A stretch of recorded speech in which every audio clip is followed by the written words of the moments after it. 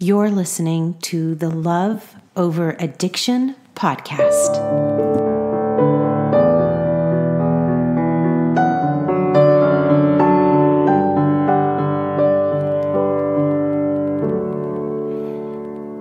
Today we have an expert child psychologist interviewing with Michelle. Dr. Gowda and Michelle originally spoke in 2018 and we released the interview then. We're doing an encore today in honor of Mother's Day coming up. In this community, we want to provide you the tools you need for your own healing and also provide you advice and tools so that you can help your children. You deserve to have answers and feel empowered as a mother. Enjoy the interview.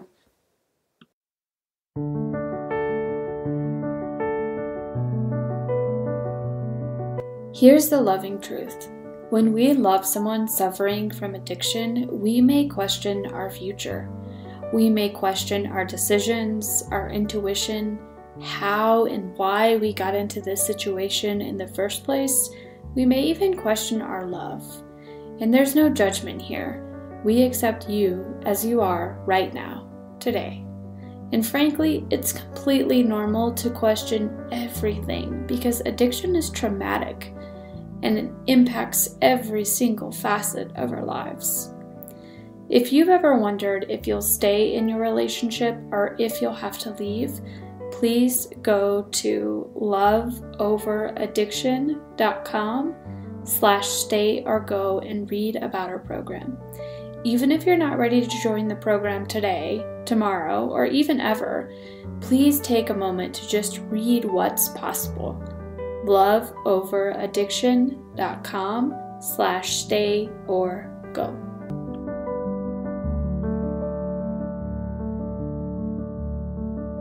Hey guys, actually, I shouldn't say hey guys because I have 6 children and a lot of them watch YouTube. And for all you moms out there, you know what I'm talking about. And they all say that every YouTuber starts their YouTube with like, hey guys.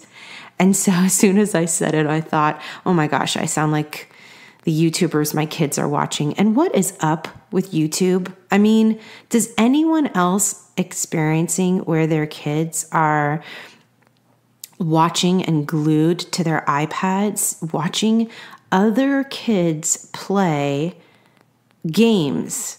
I was talking about this with another woman, and she said her 2-year-old watches the iPad and watches a child, or maybe it's even adult, I don't even know, which would be even more weird, playing with Play-Doh.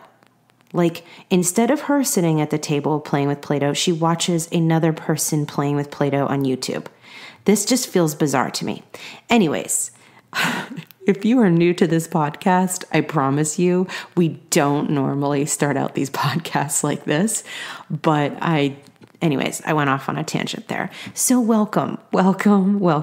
I have a super special treat for you today. Actually, it ties into children, so it's perfect. Today, we have a licensed clinical psychologist who specializes in early childhood assessment. Her name is Dr. Gowda, and you guys, her resume is ridiculous. She is so well educated. And most importantly, what I found really impressive about Dr. Gowda is that she has a real passion for working with children and families who have experienced trauma. And those of us that love someone that's suffering from addiction, we have a lot of trauma in our life. And I know if you have children of any age, most likely they have experienced trauma as well. And we're going to talk a lot about what is trauma, and we're going to give you practical tips that you can start applying to your relationships with your children today. Dr. Gowda earned her bachelor's degree in psychology from Penn State. Nice Ivy League there, right? She began her graduate training and earned her master's in clinical psychology from the University of North Carolina. She completed her doctorate in clinical psychology at the University of Alabama. She then completed her predoctoral internship and postdoctoral fellowship at the Virginia Treatment Center for Children in Richmond. Her predoctoral internship training consisted of work with both inpatient and outpatient populations of children ages 3 through 18. I mean, that's just ridiculously impressive. But more importantly, her heart is so good, and she is wise, and she breaks things down for you in a simple way, which I always find really helpful when I'm interviewing people with such amazing educational backgrounds. So I think you're going to really get a lot from this interview today. Sometimes as moms, it can be scary to learn about how this disease is affecting our children. So we tend to resist sometimes. We tend to turn a blind eye. I know for me, it was really, really challenging to think about the impact that addiction was having on my 3 young kids. But when I got educated, it helped inform me to make better choices about my future. It helped me get my children to a healthier place and really use and learn some best practices that I still am applying with my kids, and it's been over 10 years. So get prepared to learn some really helpful tools, and also be prepared to kind of have a little prickly heart or feel uncomfortable in your own skin in moments. That's normal, and it's okay, because we do not do judgment here. We are all in this together. We all understand what each other are going through. We are a sisterhood. And if you don't know what I'm talking about, please check out our website. It's loveoveraddiction.com. There's a community and programs and tons of free and helpful resources there. So enjoy this interview, and I will talk to you later.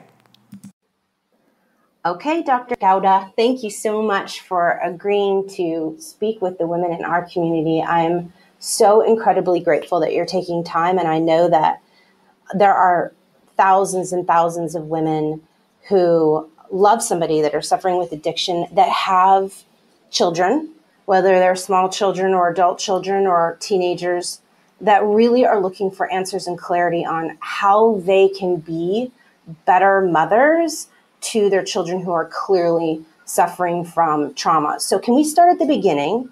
And would you mind explaining to us what specifically is trauma and how does it affect our children?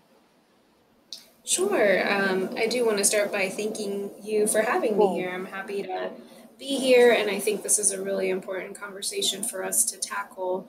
And starting from the beginning, we consider trauma to be any type of stressor or event that might cause significant distress in an individual. And thinking specifically for our children, these can be both indirect events or direct events. So classically, we think of traumatic events as being child maltreatment, whether that's physical or sexual or emotional abuse.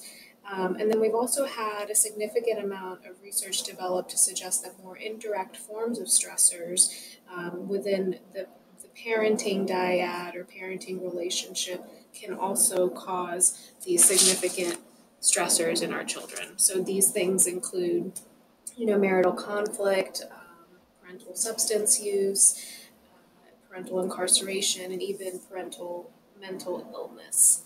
And the reason trauma has become such an important topic for us to discuss is a study, a landmark study actually, that took place in the 1990s, conducted by Kaiser Permanente and the Centers for Disease Control and Prevention, found that social factors can actually precede the development of disease and disability in adulthood. So what they found in this study, that was called the Adverse Childhood Experiences Study, is that if you grew up in a household that had significant stressors, which include things such as a history of substance use, parental substance use, your likelihood of growing up to experience health outcomes is significantly increased. And these health outcomes could be anything from STDs to obesity to heart disease, cancer,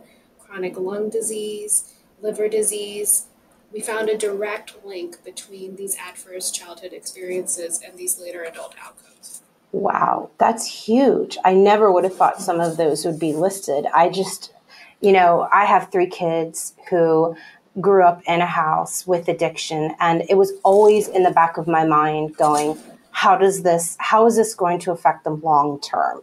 And, what can I do to help them? I wasn't necessarily ready to leave right away.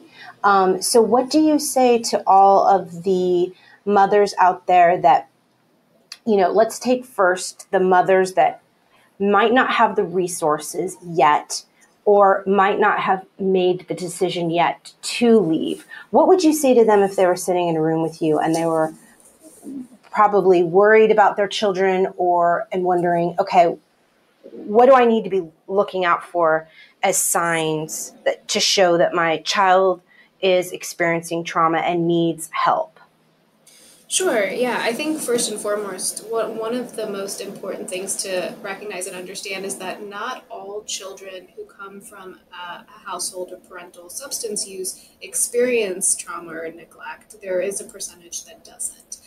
So really what you want to be doing as a parent in that household is doing your own appraisal or assessment of distress. So if you yourself are experiencing significant stressors day to day, you want to take that and understand that to probably be multiplied in the experience of your children. Children are really looking to us as advocates because they're still learning about how to frame the world and how to understand the world. So they look to us adults to really provide that structure and that safety. So they also understand a lot more than we often give children credit. They are huge sponges that just absorb every interaction that they're experiencing and witnessing. So what you are modeling for them becomes paramount in kind of how they will learn to interact with and build on their own relationships later in life. Um, and and you're absolutely right. Each individual situation is going to be different based off of the current available resources and available stressors. So it's really hard to say when or if is a good time to leave. But again, kind of going back to that self-assessment, if you yourself don't feel safe in a certain environment or you yourself feel threatened or frustrated, try and think about what those feelings might feel like for your child in that environment. Gosh, that's huge. That's huge. So you mentioned safety, which I love that word. That's a big word in our community because a lot of us feel unsafe because our lives are so unpredictable when you're dealing with addiction. So how do we provide, practically, how do we help our children feel safe in our environment? Sure, that's a great question. I think a lot of times when you work with individuals who've come from households where a parent abuses substances, they often talk about the stigma that they experienced growing up. And it's a stigma that kind of contributes to silencing children. So, if a parent was to have a medical condition, and we recognize addiction to actually be a disease that somebody struggles with, but we don't actually talk about it in such a way. If a parent was to have a medical condition, whether it be cancer or heart disease, we would talk about it. We would provide those supports at school. We would provide those supports in our community. You'd have somebody coming over and making you casseroles just so that you could get through your day to day. But we don't do that when it comes to mental illness and illnesses like addiction or depression or anxiety, which could often be a product of addiction. If we perceive that the problem is a problem of choice, we don't offer those same supports. And what we end up doing for our children is we don't provide them with an environment to really discuss what they're experiencing and going through. There's actually a wonderful paper about this. It's called Living with an Elephant, Growing Up with Parental Substance Misuse. I know that paper. Yep. I just read it like 2 weeks ago. Yeah. Yep. It's brilliant. It's a great paper. And the metaphor that they use there is acknowledging that addiction is kind of the elephant in the room. And it becomes really distorting for children if they see the elephant, because typically a child is going to draw attention to the elephant that's in the room. They're going to want to point it out. They're going to want to talk about it. But based off of what adults are doing around them, which is kind of brushing it under the rug or covering it up and not giving it a space to be discussed, the child kind of starts to internalize these things and feel that they're actually the one that has a distorted sense of reality, and there's something wrong with them. So it kind of builds up the self-doubt, which then might impact, later onset of depression or anxiety, difficulties in their own relationships later in life. So really, a long answer to your question is to recognize that children need some of the same outlets that we do as adults, and to provide them with a space that feels nurturing and safe to have discussions that might be really difficult for us to have, that we ourselves are kind of navigating in the moment. It might be tough to give your child that space, but that's what they need. And also knowing that that's going to look different developmentally, and recognizing that each developmental stage might be approached differently. So would it be appropriate to have a conversation about addiction with a 5-year-old? Probably not. But would it be okay to do so with a 16 or 17-year-old? Probably so. One of the biggest things I talk with parents about is trying to build up that safety that we've mentioned, which happens in developing a positive relationship and positive connection with your child, which can be done in 5 to 15 minutes a day. Just being with your child, spending time with them, helping them feel heard, whether it's through their play or through their conversation, really helps them feel like they have one adult in their life that can be reliable and consistent for them. That is so interesting you said that, because I have to say, I really, like you say, 5 to 15 minutes. And like, I know to most people that's like, oh, it's not a big deal, 5 to 15 minutes. But I know as a mom, when I was living with addiction, it was so hard for me to disengage from the chaos that was going around me to focus on my kids. I remember giving them a bath, and literally it was a moment where I was washing their hair. They were all 3 in the tub because they were super young.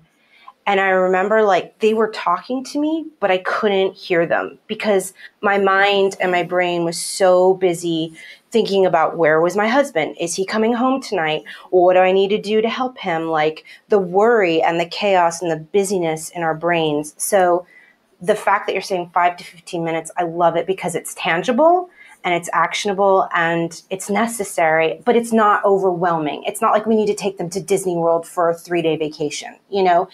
It's very consistent and very necessary. Right. I think you're absolutely right. Sometimes we think if we table these interactions and we have these larger grand gestures, that that's what's really going to be meaningful for our children.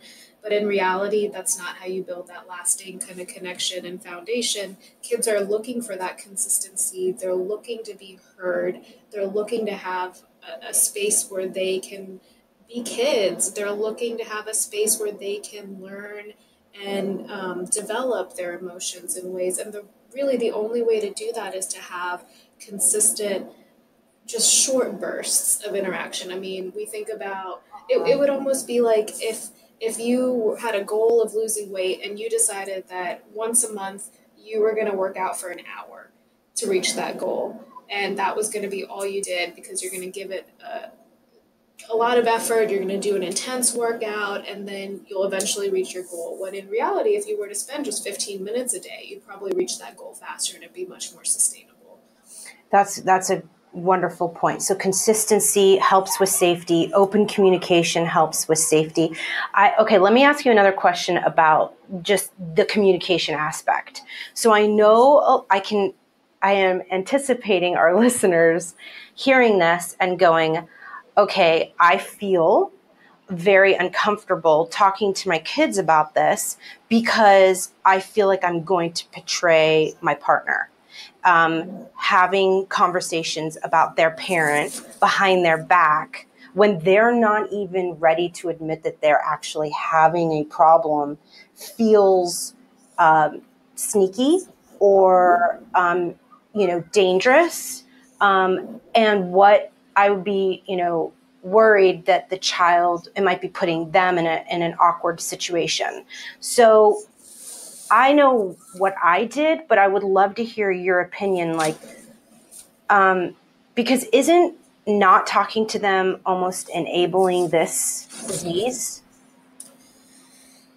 Yes, in some ways, not talking to them contributes to the uncertainty that they're already feeling. And it really, again, doesn't give them the space to process and understand the complexities that are associated with what they're dealing with, because it is complex. I guess my first piece of advice would be to start small. Like you mentioned, Michelle, it was so tough for you to just even be present in certain interactions with your kids because of where your thoughts were and everything that you were worrying about. So I would say to parents who are struggling with just the difficulties and the uncomfortable feelings that come along with having these conversations is to, one, let's just work on building the relationship, period. Let's not even get into the conversation of addiction and what your partner might be experiencing. Let's start small. And what that means is, again, spending that 5 to 15 minutes with your child where they can kind of lead the play, or lead the conversation. They can talk about everyday things, and you are fully present in that interaction. Mm-hmm. And you are providing that one-on-one feedback that they aren't otherwise getting regularly. Start there. And then when it starts coming down to, your kids might start to ask you once they start to feel comfortable and feel like they've built that positive relationship with you, they might spontaneously start to ask you some questions, which does put you in this tough space because you don't want to get sucked into a place of bashing your partner or speaking overly negatively about the circumstances. And that's where getting help and support is really critical. So seeking help from a therapist or a counselor who specializes in work with families who are experiencing substance misuse is going to be really, really helpful, because that provider, that professional is going to be able to help you understand how and when to discuss these topics with your children. And then that feedback you can then translate into your everyday to make sure it is tailored to your individual family and your individual needs. Because like we talked about, every family is going to be different in this course. And every family is going to be different in terms of when's the right time to broach these topics and how we broach these topics. And you want to do so in a way that isn't going to off-put your children or make them more guarded.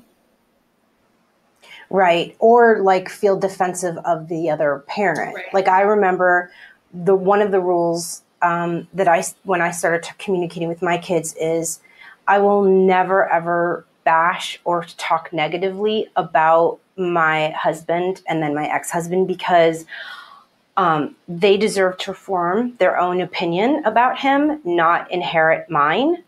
And so I would do more listening than offering advice or opinions. I think that was what worked for me, was to really empathize and be compassionate and give them a safe place to express whatever feelings are feelings.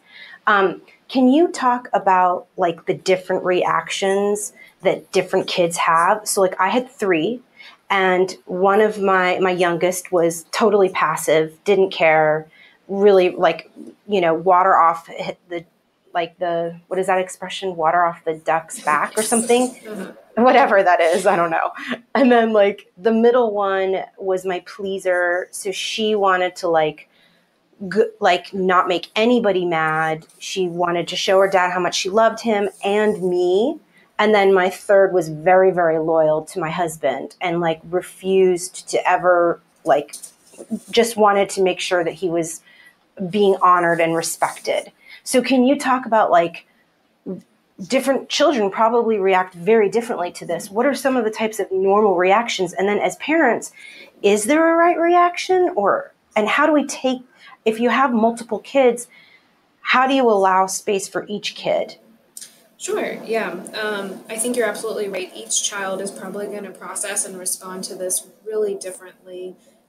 We know from some of the research out there that this lack of affirmation of what the child might be feeling early on with, again, that elephant in the room and not acknowledging the elephant in the room sometimes can lead to children internalizing that, where they develop things like anxiety or depression and might later become addicts themselves. And that might be one to cope with some of the feelings they're having.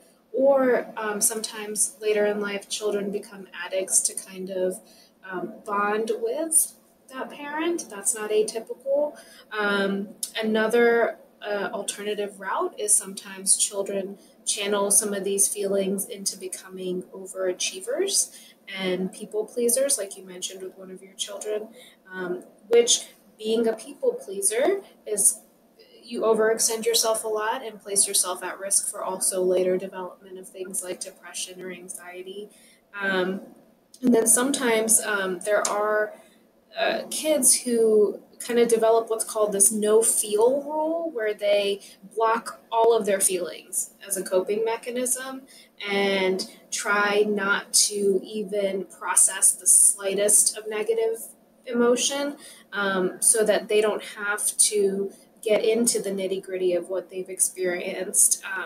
All in all, what all of this does, no matter the trajectory or the path that the child goes down with experiencing the symptoms, is it significantly impacts how they view their world, meaning it's significantly going to impact later relationships that they have, whether it's romantic relationships or friendships or professional relationships. They're going to frequently or constantly view the world with this lens, and it's just going to color the way that they react to the rest of their lives. And it is tough if you do have a child that kind of goes down any one of these various different paths, and if you have multiple that choose multiple different paths, it makes it really, really tough. I think the biggest thing you can do as a parent is recognize again that each child is an individual. They're going to do things differently. And I think it's wonderful the approach that you took, which was providing that safe, judgment-free zone. Because one of the things, like you said, was you provided a space for them to speak where you listened and they felt heard. If we were to go in and provide judgment about their father or mother in that interaction, that actually places much more distress on the child, because that child loves both of their parents. They don't want to have to pick which parent to appease. And if they feel like they're being pulled in one direction or the other, that's going to kind of contribute to some of those internal difficulties that they're already experiencing. So really, as a parent, as the adult, the most we can do is understand that each child's going to process and deal with these difficulties on their own. And the most we can do is be present to try and hear their needs, because they're going to either show us or they're going to tell us what they need. And we need to be aware of and watch for those cues. Okay, that's so helpful. So helpful. What about, so I want to speak for women who, and I've heard this a lot in our community, they want to leave, right? They know that this is a toxic situation. There's no signs of long-term sobriety in the near future. They have young children or, high schoolers or children that are living under the same roof, but they are afraid that the children are going to be mad at them, at the mothers for leaving, for breaking apart a family. They're afraid of the long-term effects of the trauma for the children and how to deal with them emotionally. So they stay kind of feeling trapped in this marriage or this relationship because they're afraid that they're going to be the ones that cause the trauma by removing them from this marriage or relationship. So what do you say to them? Sure. I think any time when you separate or end a parental relationship, there are going to be questions that come up for the child as they develop. Again, going back to recognizing that those questions will eventually come up is going to help us as parents respond.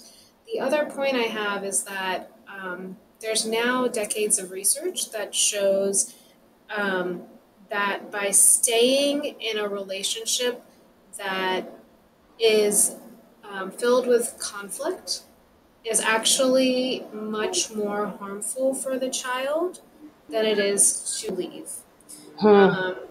And when I say conflict, that recognizes that some level of conflict is actually appropriate and builds resiliencies in children, because children need to see conflict to learn how to problem solve and tackle difficult obstacles in the world. But then there is a level of conflict that is traumatic and is not productive. And, this includes more hostile types of conflict where the child might be witnessing verbal aggression or insults or threats or even physical aggression. That's not going to be particularly helpful for the child. And at times I've had parents also say, well, I won't even engage in the conflict. I'll just capitulate and I'll give in, or I'll just avoid, which might seem like a solution. But really it's not, because that's not teaching children a healthy way of dealing with or addressing conflict. It's just showing them that you're giving in. And what that builds, again, are some anxious kind of feelings and worries when it comes to managing difficult interactions later in life.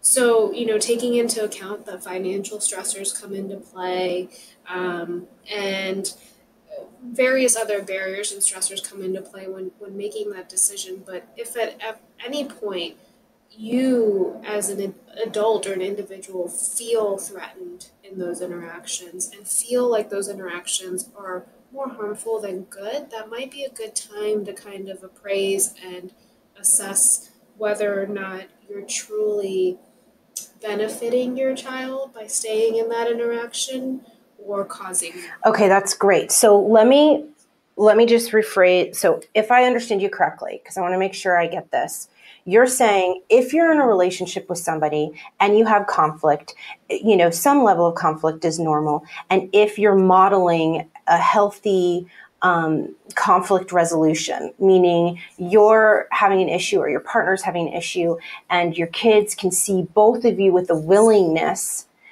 to make it better, to resolve it, that actually can benefit the child. But if you are in a relationship with somebody who you're willing to work through this and resolve it and compromise and show all these healthy conflict behavioral methods, but you have a partner who is defiant or aggressive or abusive or just ignores you, then that's not necessarily a great model for children to be around that type of conflict. Did I understand that correctly?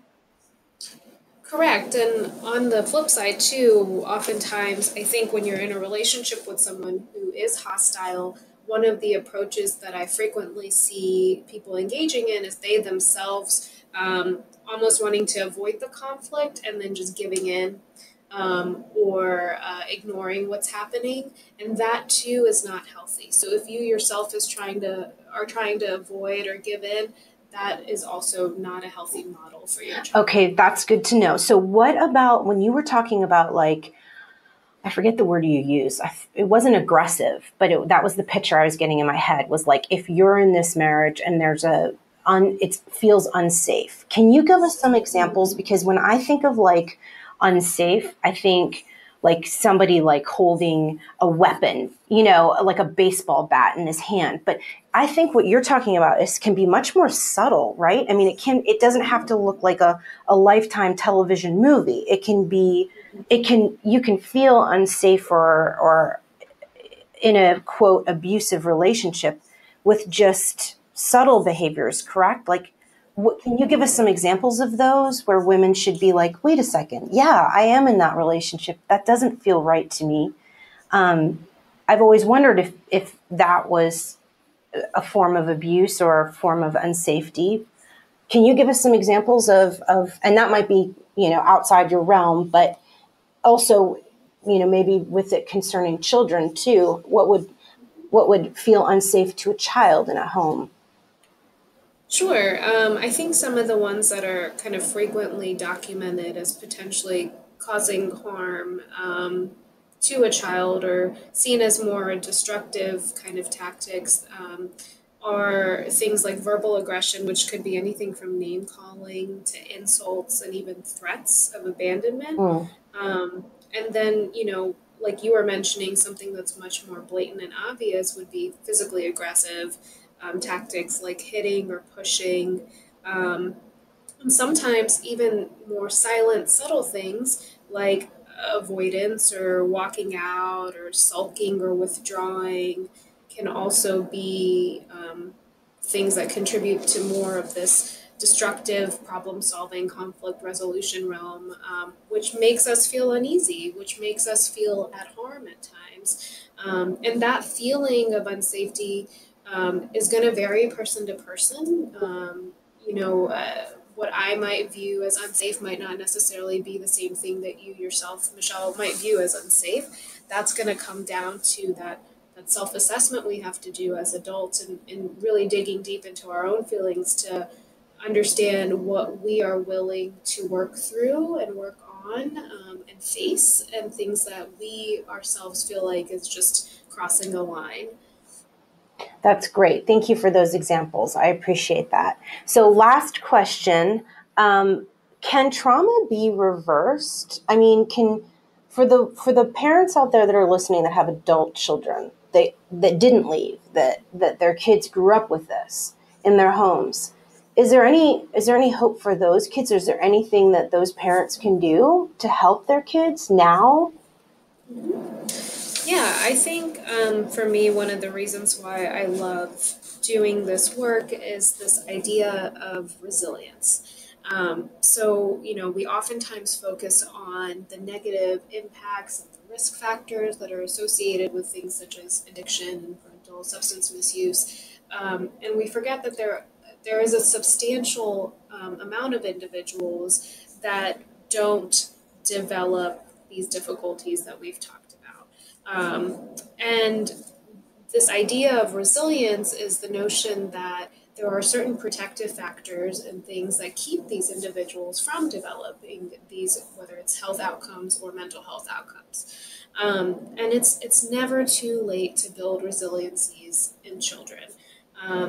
There's a ton of brain science research that documents this, which has shown that early trauma can really impact brain development in children. But when you start to provide things such as a supportive and attentive caregiver, those synapses in the brain that were once lost start to rebuild, which is really promising from my line of work, because it means that it's never too late, right? It's never too late to try and build up that relationship and build up that support system to help a person feel like they're not alone. To help a person feel like they can express freely and process what they've gone through in their childhood, and that they can rebuild those relationships with their parents. I'm sure for some of your listeners who have older children, it might feel like a loss, the relationship with their child, but it's never too late to call them up and to try and slowly reestablish that relationship. It might not mean, again, tackling the elephant that is addiction on the front end. It might take time. It will take time because of your histories and everything that you all have been through. But there is a light at the end of the tunnel. There is hope. And I think what really helps support that notion is just your willingness to want to rebuild those relationships and provide that supportive space for your child. Eventually, your child will see that. I love what you just said. I've left my ex-husband over 10 years ago, but I still, at least once a week, bring up addiction, not only because it's, my line of work, but with my kids, but because I always want to give them the opportunity to express new feelings that are coming up. For example, during school, when it's Father's Day and they have to decorate like a tie, for their father and a card. Well, if their father's not in their life, that can be a really difficult situation that schools are not necessarily sensitive to. So I'm constantly checking in over the years with my kids to the point where they know when I'm going to approach them and they're like, "Mom, I'm fine. I promise. I don't have any new feelings about this." So it is, and but I do think that talking, particularly if you have, now I know I'm going to go into science, which I have absolutely no business doing, but if there is a predisposition to this disease, I want my kids to be so hyper aware of the risks involved with their particular habits when they get older. All of them live with me still, but when they go to college and they are offered a drink or they're offered, a joint or whatever, I just want them to be super aware that, look, this could be a real issue in your life based on your genes. And so let's overly talk about that. So I love the idea of communication, and I really think that what you're saying is so valid and so true, and I've applied it to my life, and it's really helped. Yeah. So thank you so much. Yeah, go ahead. I don't think you can ever over communicate, and I think you can. I think what you've done wonderfully is try and recognize those triggers that happen in everyday life that go unaddressed, and then that's how you get that mountain out of a molehill. They just start to kind of pile up, and eventually you're facing this larger problem that could be your own addiction or depression or anxiety, and you just don't know how to tackle it because you haven't built up the capacities to talk about feelings. And it's completely fine to over discuss feelings, because that's where you get into having really honest conversations about this, and that's where you get into having kids feeling safe and expressing their feelings, whatever those feelings may be. And I think one more point I want to make is ultimately the way that you are going to be able to do this as an adult who has a partner who is experiencing these difficulties is to ensure that you yourself are taking care of yourself. So self-care is paramount. You're not going to be able to be a good parent if you're not taking care of yourself. It's the classic oxygen mask on the airplane metaphor, right? They always tell you to put your mask on before you put your child's mask on, because you're not going to be of much use if you yourself can't breathe. Similarly, if you're not taking care of yourself, whatever that might mean for you and your practices, then you're not going to be able to be good enough for your children. Oh my gosh, I feel like we could do a whole podcast episode just on that topic.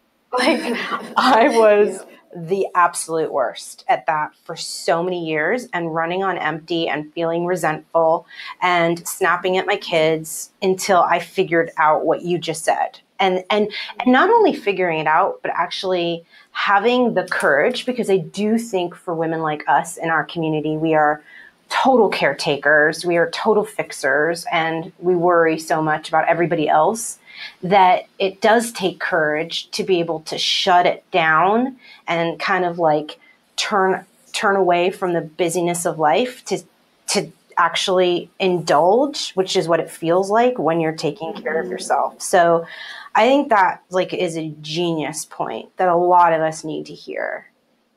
Mm-hmm. Yeah, self-care takes work. It takes time, it takes effort, and it takes a lot of rationalizing in your own head to realize that that's a necessity before you can do these other things well. Yeah, isn't it funny how, like, it's so difficult? Why is self-care so difficult? I genuinely don't know. And do you think it's difficult for everyone?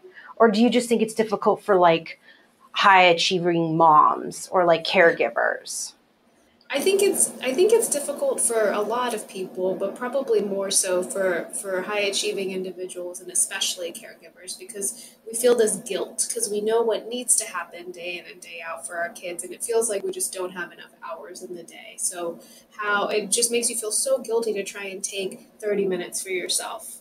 Because you could be doing, or you should be doing all these other things, but that's where you get into that trap, because you're really not going to be as productive if, like you said, you're not in the right mental framework, physical framework to really tackle all these issues. Yeah, that's so true.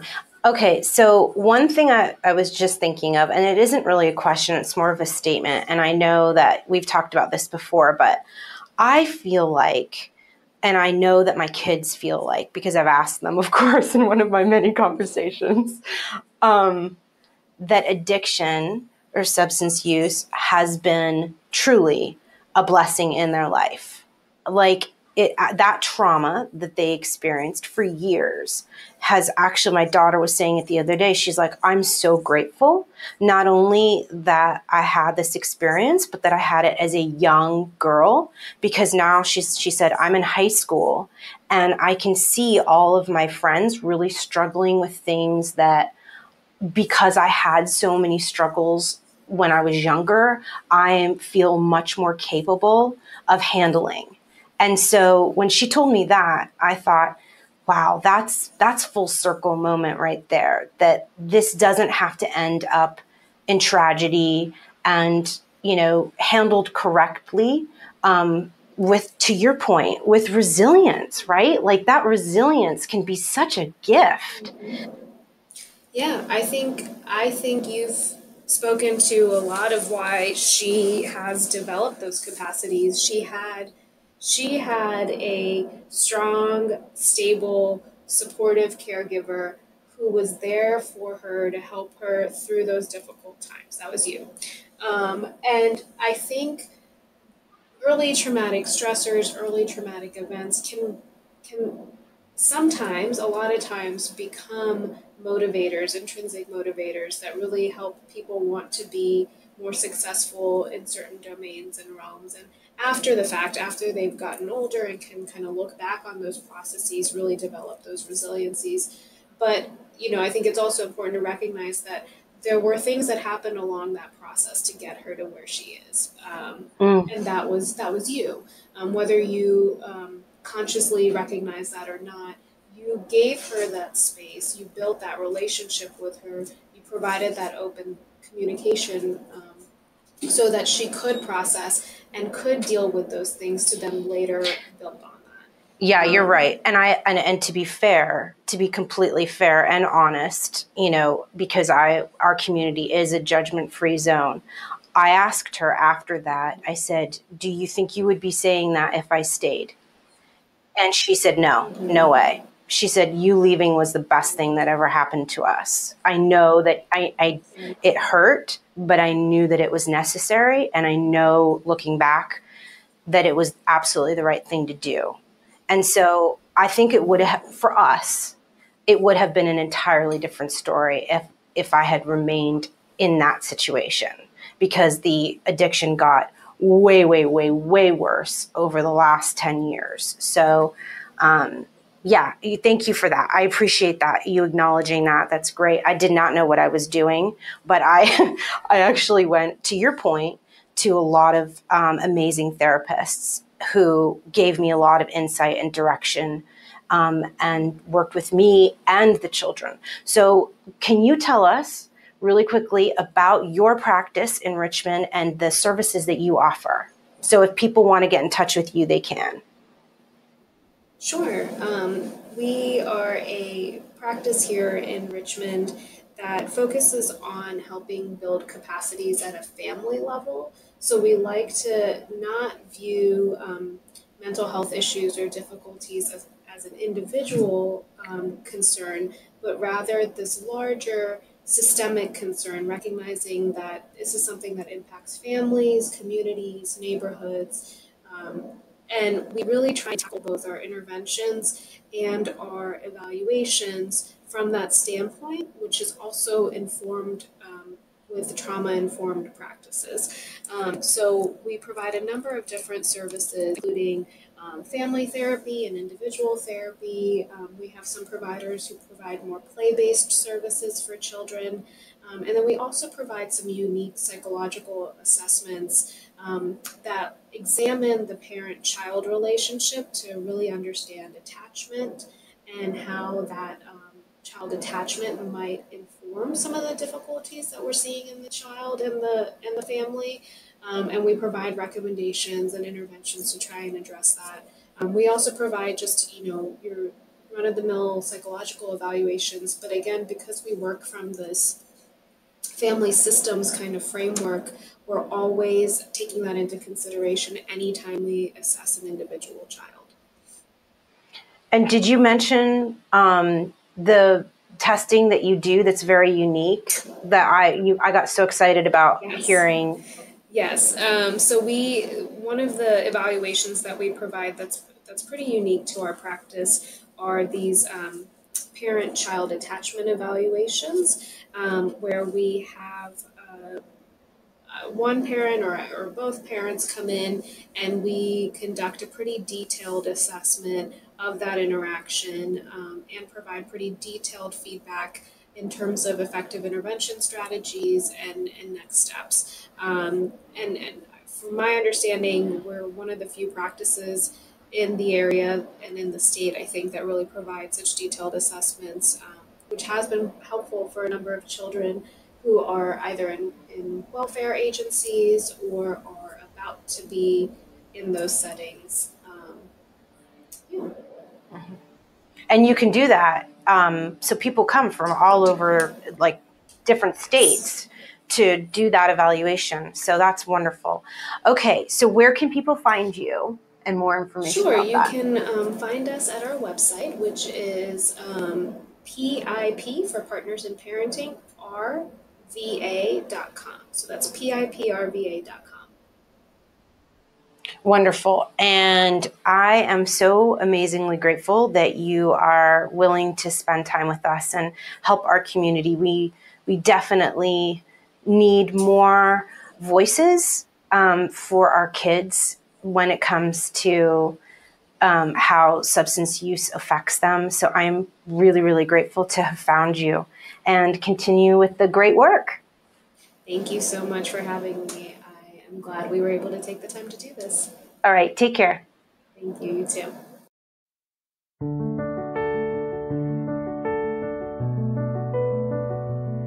If you're loving this podcast, please rate and review us on iTunes. The more ratings and reviews we have on iTunes, the easier it is for other women to find us. You can find step-by-step instructions on how to leave a review at loveoveraddiction.com/review. Because, of course, iTunes made it a little bit of a weird process. You can also subscribe so you don't miss an episode. And when you subscribe, it's not a public thing, so you don't have to worry about people seeing that you're part of the community. And let's be clear that there's nothing to be ashamed of at all. But we have heard from some women that people don't really know and they don't really want them to find out just based on their online activity.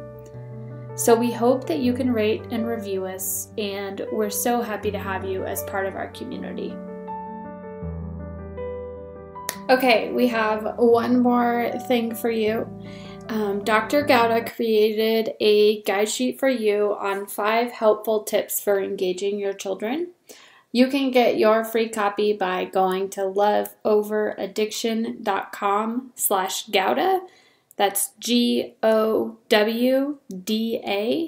loveoveraddiction.com/Gowda to get your free guide sheet.